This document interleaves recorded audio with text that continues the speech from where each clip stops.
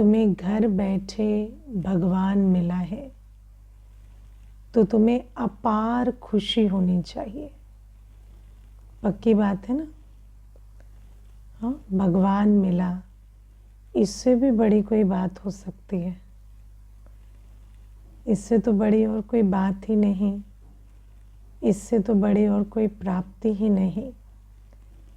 लेकिन विचार करो, भगवान मिला तो जैसी खुशी होनी चाहिए वैसी है?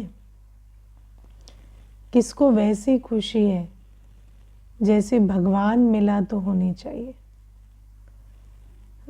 वैसी खुशी है है ना? वैसी खुशी हो तो फिर चेहरे से ही प्रत्यक्षता हो जाए, है ना? वैसी खुशी हो तो कोई भी देखे तो हमारे चेहरे से ही बाबा आया है ये प्रत्यक्ष हो जाए। मुझे याद है, मैंने तब कोर्स नहीं किया था, तब की बात बताती हूँ। तो मुझे एक बीके भाई था, तो उसने मुझे कहा कि शिल्पा बहन, भगवान आया है सृष्टि पर।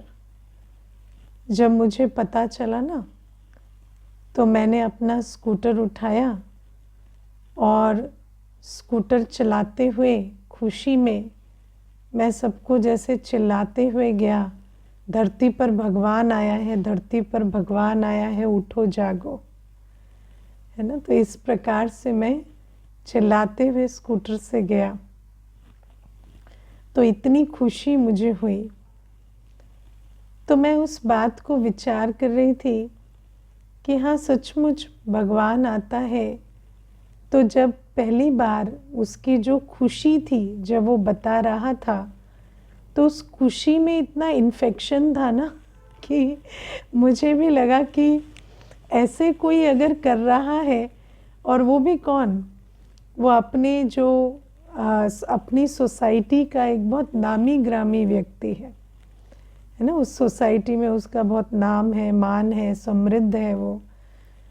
तो मेरे दिल में आया कि ये व्यक्ति अगर इतनी खुशी में इस बात को कह रहा है, तो उस खुशी से मुझे जैसे बाबा की एक झलक मिली, और फिर ज्ञान में आए, वो फिर आगे की बात है। लेकिन मैं आपको ये बता रही हूँ कि अगर इतनी खुशी आत्मा में हो जो बाबा के मिलने से होनी चाहिए, तो उस आत्मा को बोलना भी नहीं पड़ेगा, लेकिन उसके चेहरे से ही जैसे बाबा प्रत्यक्ष हो जाएगा, है ना? लेकिन बाबा कहते ऐसी अपार खुशी नहीं है।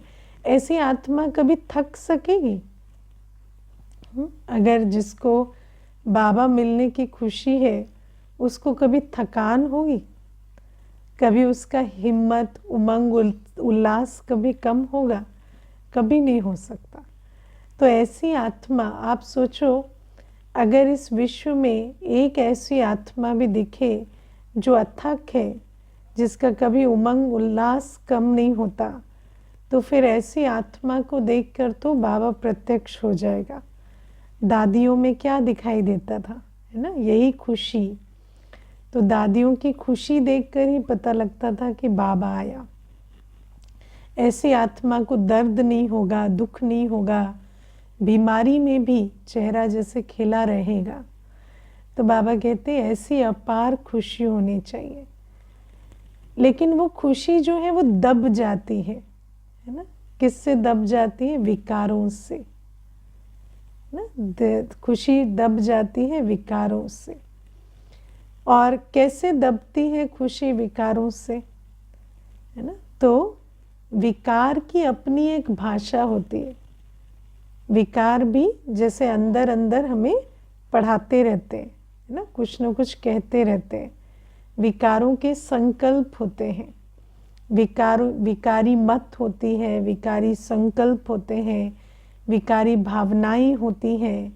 वो जो विकारी मत है, विकारी संकल्प है, वो जब इमर्ज होते हैं आत्मा में, तो जैसे वो खुशी को दबा देते हैं। वो जैसे इमर्ज होते हैं तो खुशी मर्ज हो जाती है। तो वो विकारी मत, विकारी संकल्प कैसे होते हैं?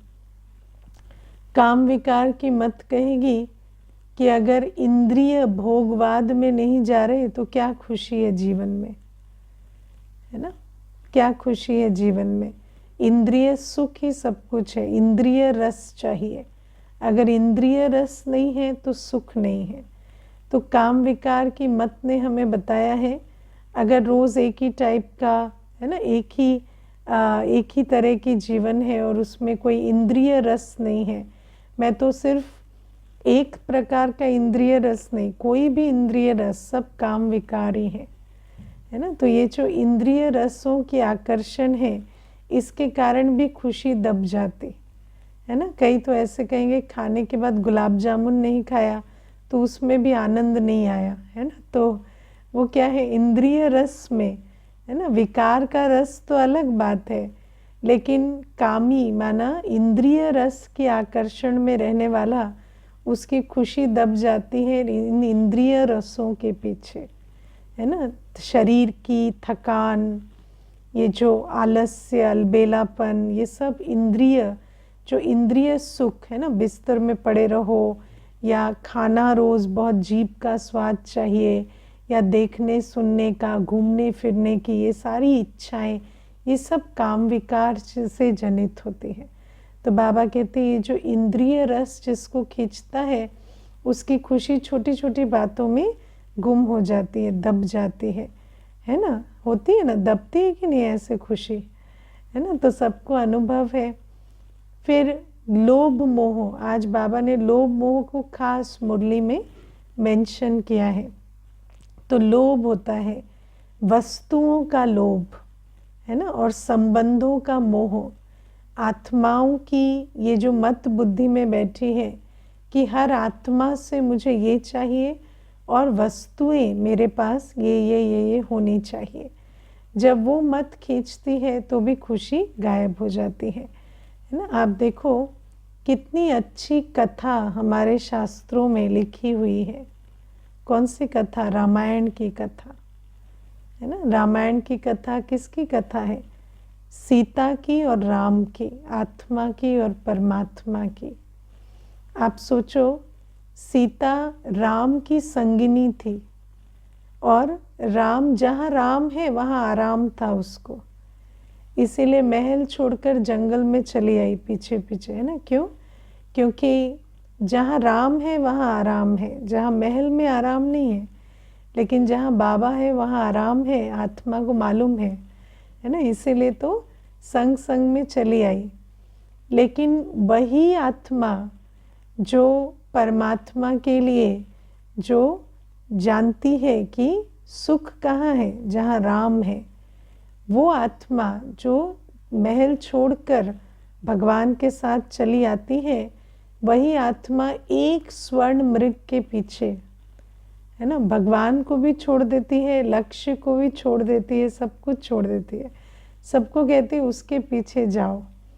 तो बाबा भी हमें कहते हैं कि ऐसे ही ये जो खुशी है, सुख है, वो किस बात का होना चाहिए कि मेरे साथ बाबा है। कोई भी चीज़, दिन का कोई भी सेकंड हो, हमारी खुशी का पारा कम नहीं हो सकता, क्योंकि हर सेकंड का सत्य क्या है? मेरे साथ बाबा है, मेरे संग संग बाबा चलता है ना? बाबा की मत, बाबा का हाथ साथ, बाबा के वरदान मेरे साथ चलते हैं। इसकी हमें खुशी होनी चाहिए। हम संगम युग में बाबा के साथ उठते बैठते खाते पीते हैं, बाबा के साथ का अनुभव हमें सुख देना चाहिए। लेकिन जैसे ही हमारी नज़र किसी वस्तु पर, किसी संबंध के आकर्षण में डूबती है, तो फिर हम क्या करते हैं? हमें वो संबंध का आकर्षण, वो वस्तु का आकर्षण इतना खींचता है कि हम बाबा को कहते हैं, बाबा आप भगवान हो ना, तो वो ला के दो, है ना? आप भगवान हो ना, वो चीज़ मेरी नहीं हुई तो कैसे मानेंगे आप भगवान हैं? ये संबंध मेरा नहीं हुआ तो कैसे मानेंगे ये भगवान है ना? तो बाबा को उसके पीछे भेज देते। वही भूल जिसकी हम कथा इतनी बार सुनते आते हैं, वही भूल हम बार बार करते हैं। और फिर बाबा कहते एक बार ये जो विकारों की मत है वो आत्मा को आकर्षित करती है और आत्मा की फिर खुशी गायब होती है। तो आज बाबा ने क्या कहा, जब हम सुस्त हो जाते हैं तो माया और भी सुस्त बना देती है ना। जैसे ही आत्मा पर विकारों का वार होता है, फिर जैसे ही थोड़ा उमंग उत्साह, थोड़ी अपनी अवेयरनेस, थोड़ी याद की अवस्था ढीली हुई, तो फिर माया अपना पूरा जोर लगा देती है और हमें घसीट के ले जाती है। और कहाँ बिठा देती है? शोक वाटिका में, है ना। तो दुख की वाटिका में। और मैं आपको एक चीज़ आज बताऊं, आजकल शोक वाटिका में स्लिप होना कोई बड़ी बात नहीं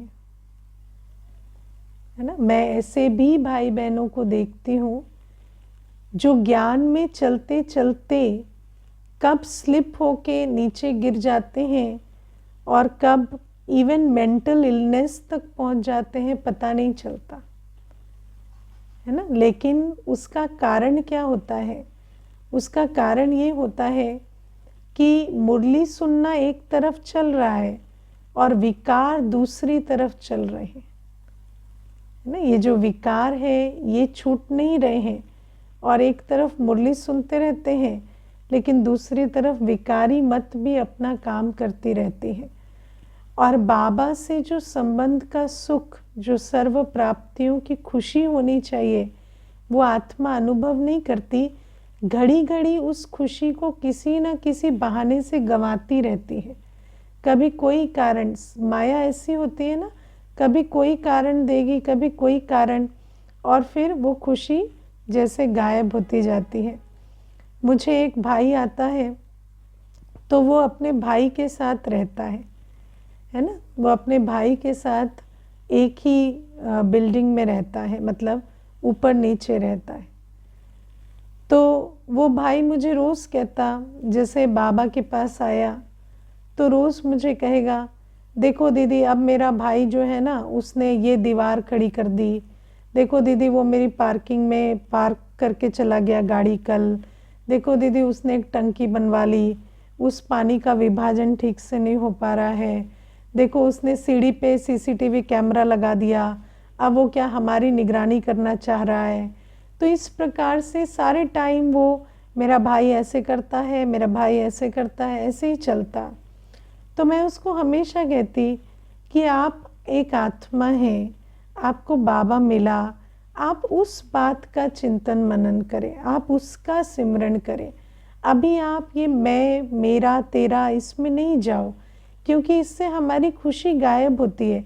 लेकिन मुझे कहता वो तो ठीक है, लेकिन मुझे उस सीसीटीवी कैमरे का तो बताओ कैसे उसका करें। अब वो तो सारा कुछ रिकॉर्ड कर रहा है, कौन आ रहा है, कौन जा रहा है। तो मैंने कहा वो तो सड़क पे भी लगा होता है, उसमें क्या है, और अगर आपको है तो बात कर लो, ऐसे क्या बात है। लेकिन ये बात चलती रही चलती रही चलती रही। मैं आपको बताऊं 3 वर्ष के ज्ञान में 3 वर्ष चलने के बाद उसको डिप्रेशन हुआ, और वो मुझे कहता है कि मेरा बाबा से पूरा फेथ उठ गया है, क्योंकि मुझे ज्ञान में चलने के बाद भी डिप्रेशन हो गया। तो मैंने कहा कि बाबा क्या करेगा मुझे बताओ। आपको तो बाबा मिला, आपको बाबा का ज्ञान मिला, लेकिन आपने क्या किया? आप तो वही कंप्लेंट, क्रिटिसिज्म, मेरा तेरा, उन्हीं संकल्पों में चलते रहे। सारे दिन आप कड़वाहट घोलते हो, कड़वाहट पीते हो, क्योंकि सारे दिन वही संकल्प आपके चलते हैं, आप वही रचते हो और उन्हीं में ही रचे रहते हो, रमे रहते हो। तो अब मुझे बताओ आपका उद्धार होगा कैसे? ये बात मैंने आपको कितनी बार पॉइंट आउट की है, लेकिन आप सुनते नहीं हो। ना आप मुरली से सुनते हो, ना आप वैसे सुनते हो, तो क्या होगा? तो मुझे कहता अभी मैं क्या करूं, मेरी हालत इतनी खराब हो गई। तो मैंने बोला अभी भी वही करना पड़ेगा जो अभी तक बोला जा रहा है ना। तो ये जो विकारों की मत है ना, ये लोभ मोह की मत, जिसके कारण अप्राप्ति की भावना, ईर्ष्या की भावना, कंपैरिजन की भावना, ये सारी भावनाएं जो आती हैं, इनको हमें मर्ज करना होगा आत्म ज्ञान और बाबा के मिलने की खुशी में। जितना आप बुद्धि में रखेंगे मैं कौन हूँ, मुझे कौन मिला है, तो ये सारी जो विकारी मतें हैं, इनके कारण जो दुख की, अतृप्ति की, असंतुष्टता की भावनाएं इमर्ज होती है। क्योंकि देखो हमारी विकारों की प्रोग्रामिंग बहुत पुरानी है। हम आज से विकारों में नहीं है, 63 जन्म विकारों में रहे हैं। तो वो जो मत है ना कि खुशी का संबंध भौतिक प्राप्ति से, किसी संबंध की सफलता से, किसी एप्रिसिएशन से, किसी ईगो की बूस्ट से, किसी इंद्रिय सुख के मिलने से है, वो संबंध उससे जुटा हुआ है। ये जो हमारी बुद्धि में मत जुड़ी हुई है, मत क्या कहती है? विकारी मत। विकारी मत ने खुशी और काम, क्रोध, लोभ, मोह, अहंकार की पूर्ति को जोड़ा हुआ है ना। There is a connection mentally, psychologically, कि ये जो विकारों की पूर्ति है इसी से ही सुख मिलता है। ये हमारे अंदर की बहुत डीप प्रोग्रामिंग है। लेकिन बाबा हमें बार बार कह रहे हैं कि आत्मा स्वयं सुख स्वरूप है। और बाबा कहते हैं चलो ठीक है कि आत्मा तो अभी डिस्चार्ज हो गई है, तो अभी तुम्हारे सुख की क्या आधार है? सुख का आधार है कि मुझे बाबा मिला, भगवान मिला। बाबा मुझे बाप, टीचर, सतगुरु के रूप में पालना दे रहे हैं, पुचकार दे रहे हैं, रास्ता बता रहे हैं, वर्षा दे रहे हैं। तो बाबा कहते इस बात को बार बार स्मृति में लाओ कि मैं कौन हूँ, मुझे कौन मिला है। क्योंकि कई बार क्या होता है कि ज्ञान में चलते ही चलते ये बात विस्मृत हो जाती है ना। बाबा मिला, जब पहले वो जो भाई है जिसने स्कूटर दौड़ा के, है ना, उस खुशी से सबको बताया, 10 साल के बाद उसकी खुशी वही रहे, वो मेहनत है ना। वो मेहनत क्यों है? क्योंकि उस मेहनत में आपको स्मृति स्वरूप रहना होगा। आपको रोज अपने अंदर इस बात को उगारना होगा कि मुझे भगवान मिला है। इससे बड़ी कोई बात नहीं है। क्योंकि धीरे धीरे ये जो एक्स्ट्रा ऑर्डिनरी बात है ये साधारण हो जाती है ना। एक्स्ट्रा ऑर्डिनरी बात है, जैसे शुरू शुरू में हमें लगता है ना बाबा मिला, धीरे धीरे हमें लगता है अच्छा बाबा मिला, है ना। तो वो जो साधारणता, मुझे ऐसा लगता है कि ज्ञान में सबसे बड़ा जो माया का वार है वो ये है कि इतनी बड़ी प्राप्ति को भी माया हमारी बुद्धि में कहते तो क्या, है ना। माया, इतनी बड़ी प्राप्ति को माया जैसे साधारण बना देती है। ये माया की सबसे बड़ी चाल है। तो बाबा कहते रोज सुबह उठकर बाबा से मिलन का इतना सुख का अनुभव करो कि अंदर जैसे नसों में, है ना, संकल्प रूपी नसों में वो उमंग उत्साह की लहर दौड़े कि मुझे बाबा मिला है। तो बाबा कहते ये है। नहीं तो ये विकारी मतें जो है ना, और मैं आपको एक चीज़ ये भी बता देती हूँ कि जब मनुष्य आत्मा जो है वो जो शरीर जो है वो यंग होता है ना, उस समय पर खाना, कमाना, बच्चों को संभालना, ये सारी बातें उस समय उसको बिजी रखती हैं, ठीक है ना। तो उस समय पर आपको कभी कभी वो जो संस्कार जो बन रहे हैं उनकी रियलाइजेशन नहीं होगी। आपको लगेगा मैं फंक्शनल तो हूँ ना, मेरा ब्रेन काम कर रहा है, मेरी बॉडी काम कर रही है, मैं सब कुछ कर तो पा रहा हूँ। लेकिन वास्तव में उस समय पर जो हम ये देह अभिमान में आकर काम, क्रोध, लोभ, मोह, देह अभिमान के आधार से जो हम नेगेटिव संकल्प क्रिएट करते जाते हैं, बहुत सारी बातें, बहुत सारी अंदर जो भावनाएं और संकल्प जो नेगेटिव है वो हम क्रिएट करते हैं। उस समय वो जो नेगेटिव संकल्प है वो जमा होते रहते हैं। वो हमें उस समय पता नहीं लगता कि हमारे संस्कार कैसे बन रहे हैं। लेकिन धीरे धीरे जैसे जैसे ये जो काम ख़त्म होने लगता है ना, बच्चे बड़े हो गए, वो सेटल हो गए, काम ख़त्म हो गया, ऑफिस में भी ऐसी पोजीशन में पहुंच गए जहाँ पर बहुत ज़्यादा कुछ करना नहीं पड़ता, तब ये जो संस्कार जो बनाए हैं ना, ये अपना स्वरूप दिखाने लगते हैं और उस समय होती हैं मानसिक रोग। उस समय पर ये सारी बीमारियां इमर्ज होती है। लेकिन मैं आपको बताऊं जितने भी मानसिक रोग होते हैं ये होते उस समय नहीं है, ये रिवील उस समय होते हैं। होते तो ये बहुत पहले से हैं, लेकिन इनको हम बिजी बिजी बिजी करके कहीं ना कहीं छुपा देते हैं, है ना। इसीलिए बाबा हमें कहते हैं कि ये जो हम अंदर क्या बन रहे हैं, हम क्या सिमरन कर रहे हैं, क्या हमारे संकल्प हैं, किन भावनाओं में रह रहे हैं, इसका हमें बहुत ध्यान रखना है। क्योंकि धीरे धीरे आपको पता भी नहीं चलता और आपके वो जो संस्कार हैं वो ब्रेन की वायरिंग बन चुके होते हैं और बाद में वो कई प्रकार से दुख देते हैं। और मैं आज इतना मानसिक रोगों के बारे में क्यों बात कर रही हूँ, क्योंकि आजकल मानसिक रोग एक्सेप्शन नहीं है, नॉर्म है। आजकल मेजॉरिटी आत्माएं मानसिक रोगों से ग्रस्त है। इसीलिए हमें बहुत ध्यान देना है कि मुझे बाबा मिला है, तो बाबा के मिलने के बाद बाबा जो मुझे स्मृति दिला रहे हैं कि मैं कौन हूँ, मुझे कौन मिला है, मेरा भाग्य क्या है, उस स्मृति को मैं बार बार सिमरन कर कर उस स्मृति के स्वरूप में रहूं। वो स्मृतियाँ ऐसे मर्ज ना हो जाएं और वही जो पुरानी आदतें हैं सोचने की या फीलिंग्स क्रिएट करने की, वही आदतें काम ना करती रहें और संस्कार ना बनाती रहें। तो इसके लिए हमें बहुत सावधान रहना है, क्योंकि मैंने देखा है कईयों में जैसे क्रिटिसाइज करने की एक आदत होती है, हर एक की कमी कमज़ोरी देखना, अवगुण देखना, है ना। अब आप देखो कि बाबा हमें कहता है कि कोई तुम्हें कितनी भी गालियां भी दे तो भी तुम फूलों का हार चढ़ाओ, तुम उसके गुणों की माला उसको पहनाओ, या कम से कम अपने संकल्पों में उसके गुण रखो। क्यों कहता है बाबा? क्योंकि जो हम अंदर रखेंगे वो संस्कार बनेंगे। वो संस्कार हमें बहुत दुख देते हैं अगर हम विकारों के वश संकल्पों के आधार से संस्कार बनाएंगे। तो बाबा हमें आज भी ये बात याद दिला रहे हैं कि हमें अपार खुशी होनी चाहिए और विकारी मतों में फंसकर हमें अपनी उस खुशी को दबाना नहीं है, उस खुशी को सदा इमर्ज रूप में रखना है, ठीक है। और फिर बाबा आज हमें कहते हैं कि लकी अनलकी, है ना। अब बाबा हमें कहते हैं, वैसे तो हमारा नाम ही क्या है, लकी स्टार, है ना। हम सभी कौन है, लकी स्टार है। लकी स्टार क्यों है?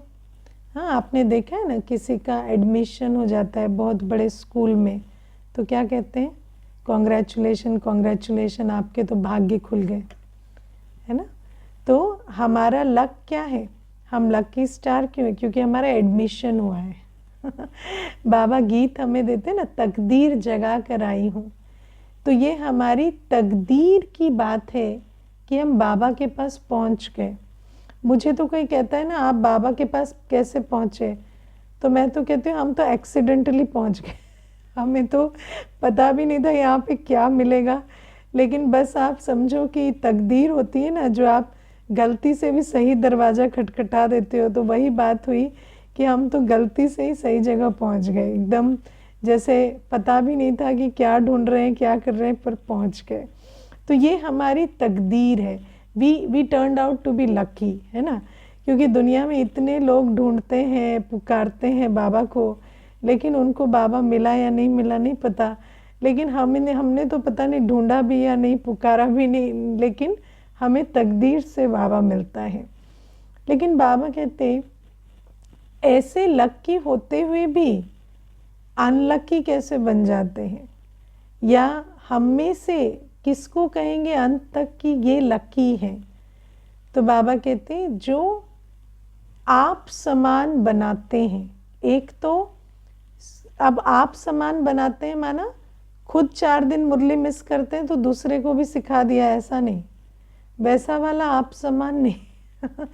तो आप समान बनाने का पूरा जो स्लोगन है वो ये है, बाप समान बनना और आप समान बनाना। तो पहले जो बाप समान बनने का पुरुषार्थ करते हैं और फिर दूसरे को भी आप समान बनाते हैं, वो है लकी, है ना।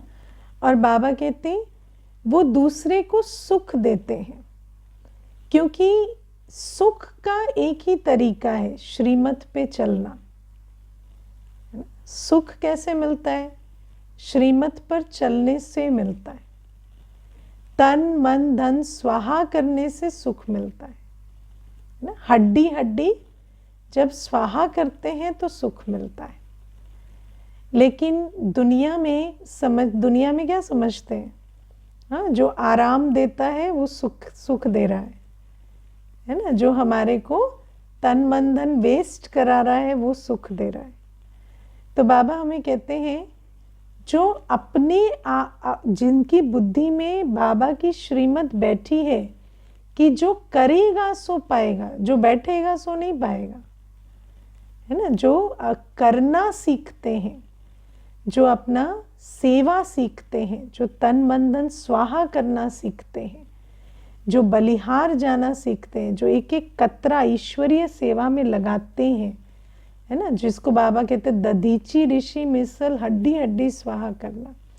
बाबा ने हमें नियम बताया है, तन लगाएंगे तो तन का सुख मिलेगा, मन लगाएंगे तो मन का सुख मिलेगा, धन लगाएंगे तो धन का सुख मिलेगा, संबंधों को स्वाहा करेंगे तो संबंध का सुख मिलेगा, है ना। तो बाबा हमें कहते हैं जो स्वयं करते हैं और अपनी जीवन से दूसरे को प्रेरणा देते हैं, क्योंकि किसी को बिस्तर से उठा के कुछ करवाना आसान नहीं है आज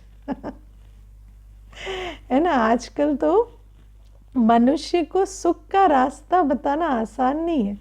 देखो अभी पीछे एक कन्या आई थी, मुझे कहती है मुझे डिप्रेशन हो रहा है। तो मैंने कहा सारे दिन क्या करती हो? तो कुछ नहीं करती हूँ। तो मैंने कहा कि अरे उठो, थोड़ा भोजन ही बनाओ, बाबा को भोग ही लगाओ, कुछ तो करो, झाड़ू पोंछा लगाओ, कुछ तो करो। अगर कुछ नहीं करोगे तो कहाँ से खुशी होगी? तो मुझे कहती क्या झाड़ू पोंछा लगाओ, खाना बनाओ, उससे खुशी का क्या कनेक्शन है? खुशी उससे क्यों होगी? खुशी तो मैंने कहा फिर किससे होगी? तो मुझे कहती वही तो मुझे नहीं पता। तो मैंने कहा वही तो हम बता रहे हैं आपको, है ना, कि ये जो happiness is the product of good Karma. अगर हम श्रेष्ठ कर्म में अपना तन मन धन लगाते हैं तो उससे हमें सुख मिलता है। उस सुख को यदि हम अनुभव नहीं करते, देखो मेरे पास कुछ दिन ना, देखो एक कन्या नई ज्ञान में चली, ठीक है, तो मुझे बार बार कहती दीदी मैं सेवा पे आऊँगी, सेवा पे आऊँगी।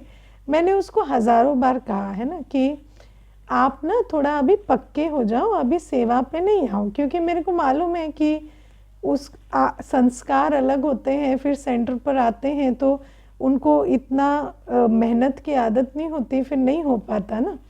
तो मैंने कई बार उसको कहा अभी थोड़ा पक्के हो जाओ फिर आना। बोली नहीं आप मुझे मना क्यों करते हो, आप मुझे मना क्यों करते हो, आप कुछ दिन मुझे अलाउ करो। मैंने उसको बोला ठीक है आ जाओ। तो 15-20 दिन रही, है ना।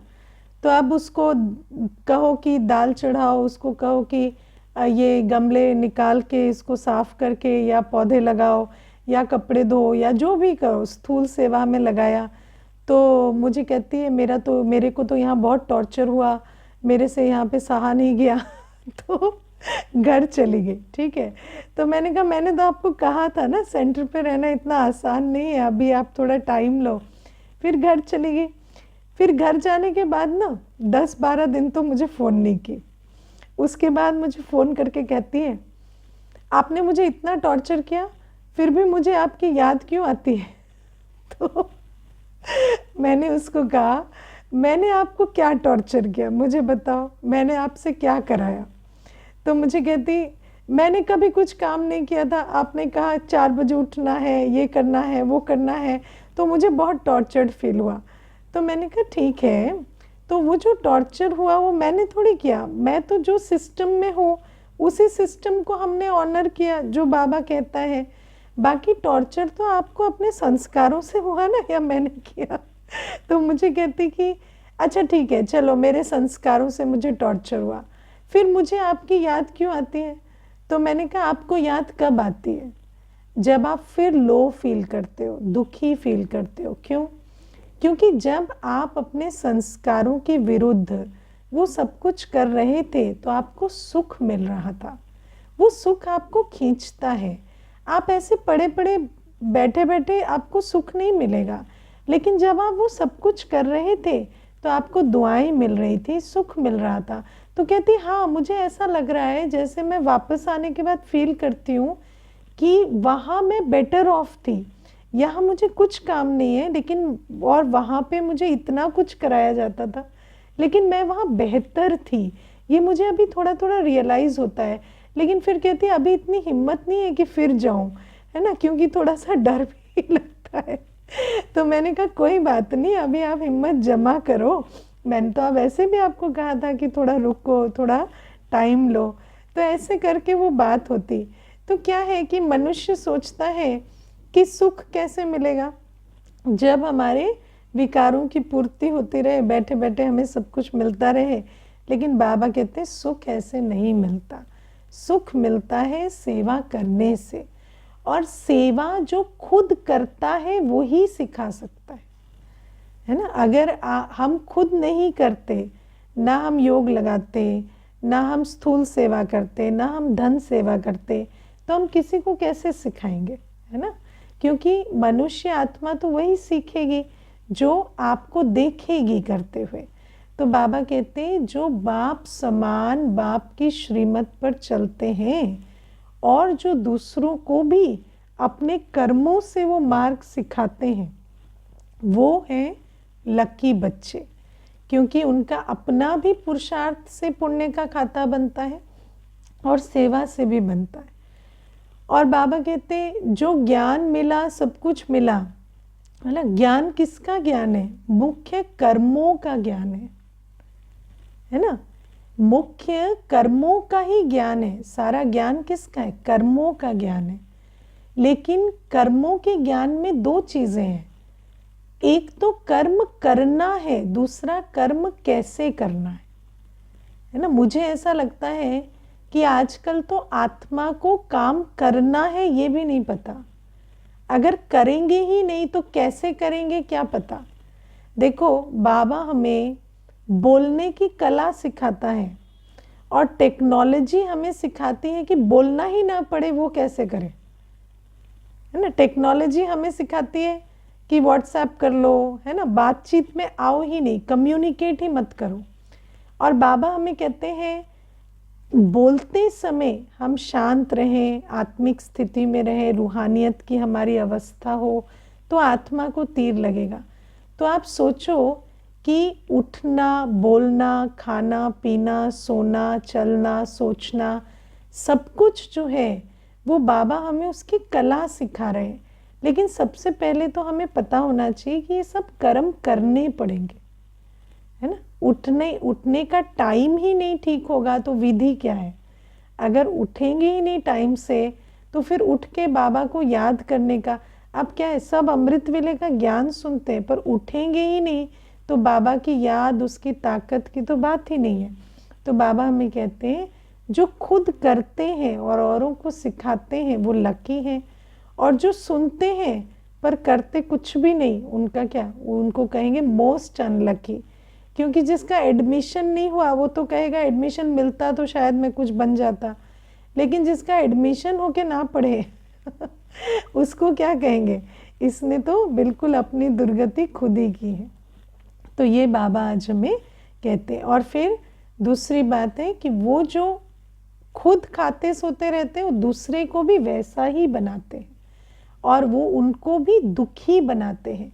क्योंकि जो आत्मा अपनी शरीर की, आत्मा की मेंटल, फाइनेंशियल, फिजिकल जिम्मेवारियां नहीं लेगी, जो आत्मा अपने इमोशंस की, अपनी मेंटल हेल्थ की, अपनी स्पिरिचुअल हेल्थ की, अपनी फिजिकल हेल्थ की, अपनी फाइनेंशियल हेल्थ की जिम्मेवारी नहीं लेगी, अपने कर्म नहीं करेगी, वो आत्मा दुखी ही रहेगी।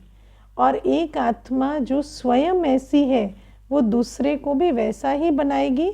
और उस आधार से आज आप देखो, घर में बच्चे काम करना नहीं सीखते। क्यों काम करना नहीं सीखते? क्योंकि माएँ ही काम नहीं कर रही हैं, इसीलिए बच्चे नहीं सीखते, है ना।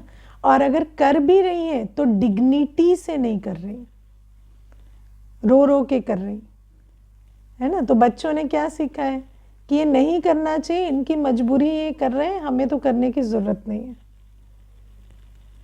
तो अगर डिग्निटी से हम हर चीज करेंगे, अगर हम खुशी से अमृत वेला करेंगे, अगर हम डिग्निटी से स्थूल सेवा करेंगे, अगर हम धन सेवा पुण्य का खाता बन रहा है समझ कर करेंगे, तो हमें देखकर और भी सीखेंगे। मैं ऐसे भी बच्चों को जानती हूँ जिनकी शरीर की उम्र 22 वर्ष है, 23 वर्ष है, नया नया जॉब लगा है, लेकिन क्योंकि माता पिता ने वो फाउंडेशन डाला है तो वो भी सेंटर पर स्थूल सेवा भी करने आते हैं, धन सेवा भी करते हैं। तो बाबा कहते हैं जो खुशी से जो काम हम करेंगे तो बच्चे भी सीखेंगे, और बिना किए सुख नहीं मिलता। Happiness is the product of good Karma. तो बाबा कहते हैं जब तन मन धन स्वाहा होता है तभी सुख मिलता है। तो बाबा हमें ये बात समझाते हैं कि लकी वो जो बाप समान बने, आप समान बनाए, और जिसकी इतनी तकदीर खुली कि मुरली सुन रहा है लेकिन उसके बाद भी कुछ ना करे तो वो मोस्ट अनलकी हो जाता है ना। और फिर बाबा ने आज तीसरे नेत्र का ऑपरेशन सक्सेसफुल हुआ है नहीं, वो भी निशानी बताई। ऑपरेशन तो सबका हुआ है ना। हाँ, और मेजॉरिटी यहाँ पर तो सबके ऑपरेशन के निमित्त मैं ही बनी हूँ, है ना।